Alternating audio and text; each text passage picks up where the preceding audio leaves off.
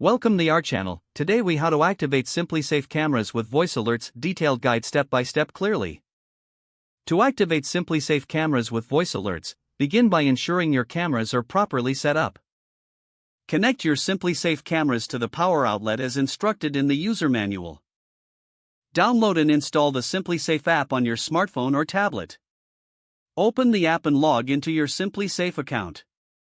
Once logged in, navigate to the camera section in the app.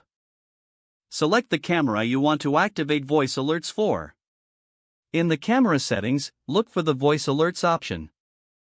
Toggle the voice alerts feature to the on position. Choose your desired alert sound from the available options. Adjust the volume level to your preference. Make sure your camera is connected to Wi-Fi for optimal performance.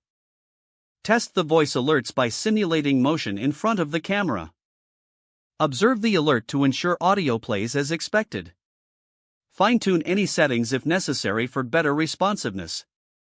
Repeat the process for any additional cameras you wish to activate. With voice alerts activated, your SimpliSafe cameras will now provide real-time notifications. You are now ready to monitor your space with the added assurance of voice alerts.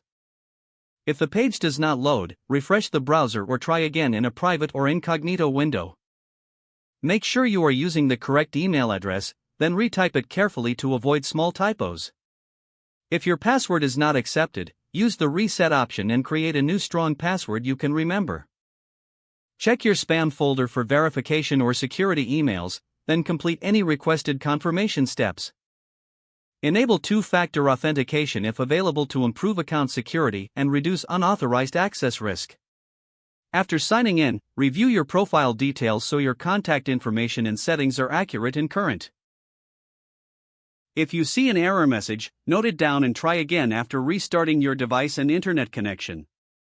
Log out when you finish, especially on shared devices, to keep your account and payment information secure.